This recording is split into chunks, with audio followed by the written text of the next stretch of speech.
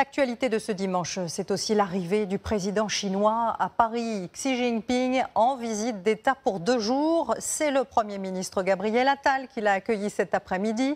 Emmanuel Macron, lui, l'emmènera dans les Pyrénées mardi. Une délégation chinoise qui découvre, vous allez le voir, nos traditions françaises, dont la liberté de la presse. Bastien Auger, Margot Delaunay et Christophe Abel. C'est le Premier ministre qui était chargé tout à l'heure d'accueillir en France le président de la 2e puissance mondiale et son épouse. Dès l'aéroport, le cortège de Xi Jinping est salué par un comité d'accueil organisé par l'ambassade chinoise. Même chose à Paris, à côté de leur hôtel près des Champs-Élysées. On aimerait les pays s'entendent bien. On vive l'amitié franco-chinoise. Là aussi, l'accueil est très bien organisé et fortement encadré. Alors que notre équipe pose une question anodine. Qu'est-ce qu'on attend d'un rendez-vous comme ça entre les 2 présidents?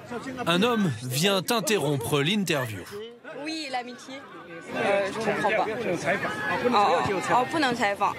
Pardon, je ne peux pas accepter votre interview. Une visite de 2 jours, forcément sous haute sécurité et très minutieusement préparée.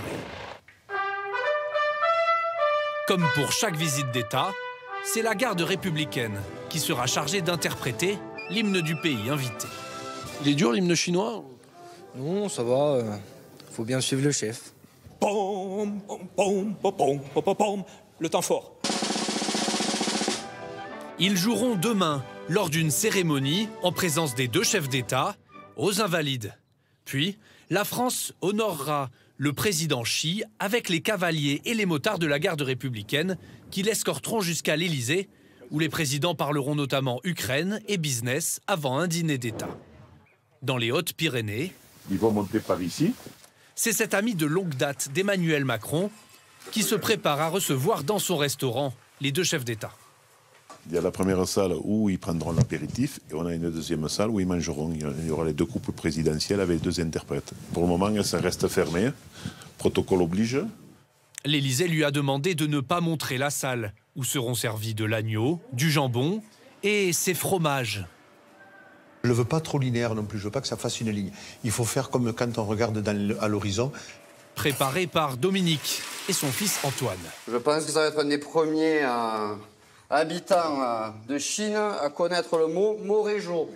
L'un des fromages de la région. Car une telle visite d'État sert aussi à promouvoir l'image de la France à l'étranger. Et puis sachez que plusieurs centaines de personnes se sont rassemblées cet après-midi sur la place de la République pour contester cette visite d'État. Les manifestants fustigeant la répression au Tibet et le régime colonial imposé par Pékin. Le Dalai Lama, qui vit en exil, lui dénonce depuis des années un génocide culturel.